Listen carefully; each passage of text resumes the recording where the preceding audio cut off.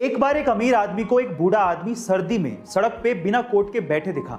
तो उस अमीर आदमी ने बूढ़े आदमी से पूछा कि क्या आपको ठंड नहीं लग रही, आपने तो कोट भी नहीं पहना है। तो उस बूढ़े आदमी ने जवाब दिया कि कोट मेरे पास नहीं है और इस सर्दी का मैं आदी हो चुका हूं। तो फिर उस अमीर आदमी ने कहा कि आप रुकिए, मैं घर जाता हूं और आपके लिए कोट लेके आता हूं। तो उस बूढ़े आदमी ने कहा कि मैं आपका इंतजार करूंगा। फिर वो अमीर आदमी घर गया, लेकिन घर के काम में व्यस्त हो गया और उसके बाद वो भूल गया।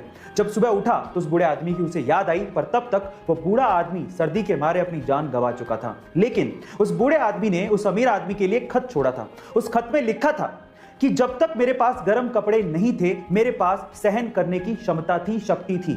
लेकिन जब आपने मुझे गर्म कपड़े देने का वादा किया, मैं उस वादे से जुड़ गया और मेरी सहन करने की शक्ति खत्म हो गई। इस स्टोरी से आपने क्या सीखा, चैट सेक्शन में जरूर लिखिए। ये तो आप जानते हैं कि रुपया इंडिया की करेंसी है, डॉलर यूएस की और युआन चीन की।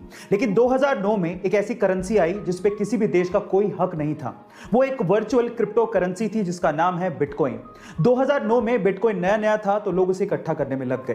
ये बात है 22 मई 2010 की, जब फ्लोरिडा के एक बंदे ने 10,000 बिटकॉइन की पेमेंट करके 2 पिज्जा मंगवाए थे।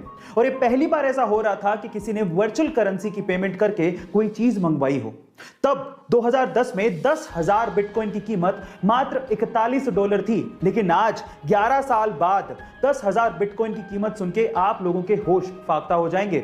उसकी कीमत है लगभग $500 मिलियन, यानी कि 4,000 करोड़ रुपए। हमारे आसपास रोजमर्रा की ऐसी बहुत सी चीजें जो कि काम किसी और तरीके से करती हैं, लेकिन हमें लगता कुछ हो रही है। जैसे कि अगर आप आजकल किसी शॉप पे सामान लेने जाएं तो बिलिंग काउंटर पे एक स्कैनर होता है जो कि आइटम के पीछे बार कोड को स्कैन करता है, और हमें ऐसा लगता है कि वो स्कैनर ब्लैक लाइंस को स्कैन कर रहा है, लेकिन ऐसा नहीं होता। एक्चुअली वो स्कैनर व्हाइट लाइंस को स्कैन करता है, जो कि बहुत लोगों को नहीं पता होता। एक्चुअली होता कुछ यूं है कि स्कैनर एक लाइट फेंकता है बार कोड की तरफ, जो कि व्हाइट पोर्शन से रिफ्लेक्ट होने वाली लाइट को डेटा की फॉर्म में ट्रांसफर करता है। गाइस, ये अमेजिंग इंफॉर्मेशन आपको कैसी लगी चैट सेक्शन में जरूर लिखिएगा। कई लोग अपने शौक को पूरा करने के लिए पागलपन की सारी हदें पार कर देते हैं, और उन्हीं में से एक है अमेरिकन रैपर लिल यूजी वर्ट, जिन्होंने अपने माथे पर 1 अरब का हीरा गुदवाया है। Oh my God! और इस हीरे को खरीदने के लिए वो पिछले 7 साल से पैसा इकट्ठा कर रहे थे, और ये हीरा उनकी पूरी प्रॉपर्टी से भी महंगा है। गाइस, ये पागलपन की हरकत आपको कैसी लगी चैट सेक्शन में जरूर लिखिएगा। कोरोना की सिचुएशन में किसी भी इमरजेंसी से निपटने के लिए आपके घर पे कुछ चीजें जरूर होनी चाहिए। नंबर 1, थर्मोमीटर, कीमत 300 रुपए के करीब, जिसमें बॉडी का टेम्परेचर नापने पर 37 डिग्री सेल्सियस के करीब आना चाहिए। नंबर 2, ऑक्सीमीटर, कीमत 1500 रुपए के करीब, जिसमें आपकी बॉडी का ऑक्सीजन लेवल 95 या उससे ऊपर होना चाहिए। नंबर 3, स्टीमर, कीमत 400 रुपए, जिससे आपके फेफड़ों को रिलैक्सेशन मिलेगा।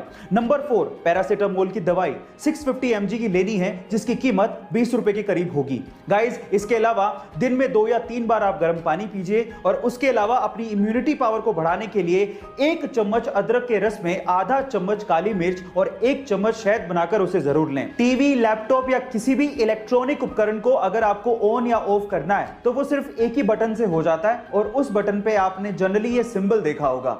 पर मेरा सवाल यह है कि आखिर ये सिंबल ऑन ऑफ के लिए बनाया गया तो बनाया कैसे गया?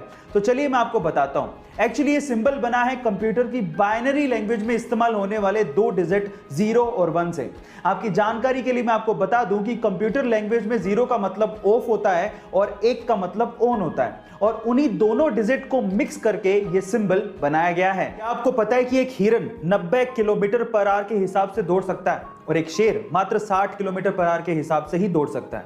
लेकिन फिर भी जब एक शेर हिरन के पीछे भागता है तो अधिकतर समय वो उसे दबोच लेता है और उसका शिकार कर लेता है। क्या इसके पीछे का रीजन जानते हैं?